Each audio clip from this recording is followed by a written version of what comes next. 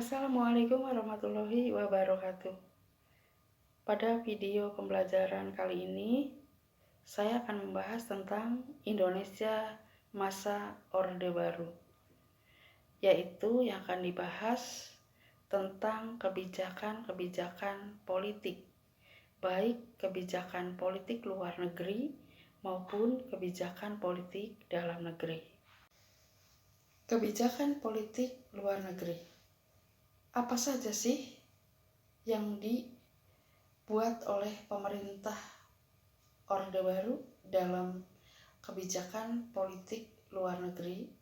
Di antaranya adalah yang pertama, memasukkan Indonesia menjadi anggota PBB, yang pada waktu Orde Lama Indonesia pernah keluar dari keanggotaan PBB.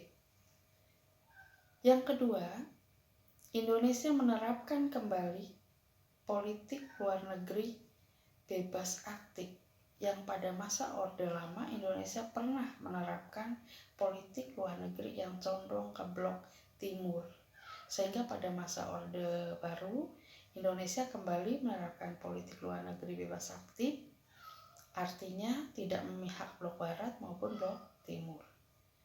Baik, yang ketiga adalah normalisasi hubungan dengan Malaysia, di mana pada masa Orde Lama Indonesia pernah terjadi konfrontasi dengan Malaysia, dan pada masa Orde Baru mengakhiri konfrontasi tersebut. Kebijakan yang keempat dalam politik luar negeri adalah Presiden Soeharto memprakarsai berdirinya organisasi ASEAN. Kebijakan politik dalam negeri. Apa saja yang diterapkan oleh pemerintah Orde Baru dalam kebijakan politik dalam negeri? Yang pertama, mengadakan pemilihan umum pada tahun 1971. Pada pemilu ini, sistem kepartaian yang diterapkan adalah multipartai, sehingga ada banyak partai, yaitu ada 9 partai sebagai kontestan dalam pemilu 1971, dan satu organisasi masyarakat yaitu Golkar. Pada pemilu 1971 dimenangkan oleh Golkar. Kebijakan yang kedua dalam politik dalam negeri adalah fusi parpol. Parpol-parpol yang ada dilebur menjadi 2 partai, atau sistem kepartaian dari multipartai menjadi sistem dwipartai.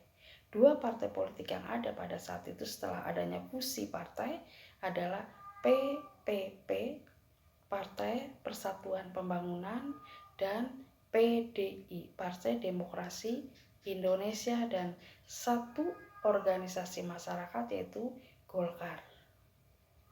Kebijakan yang ketiga adalah penyeragaman ideologi Pancasila. Pancasila sebagai ideologi negara dijadikan satu-satunya asas tunggal dalam kehidupan berbangsa dan bernegara. Pancasila juga setelah dijadikan asas tunggal, beberapa istilah diantaranya muncul P4, pedoman, penghayatan, dan pengamalan Pancasila, atau nama lainnya Eka Prasetya Pancakarsa, yang semua itu sosialisasinya terhadap masyarakat melalui penataran. Kebijakan politik dalam negeri yang keempat adalah Dwifungsi ABRI. ABRI, Angkatan Bersenjata Republik Indonesia, yang di dalamnya ada TNI, Angkatan Darat, Laut, Udara, dan Polisi, dijadikan satu kesatuan menjadi ABRI dan punya peranan ganda, yaitu sebagai militer juga berperan di dalam organisasi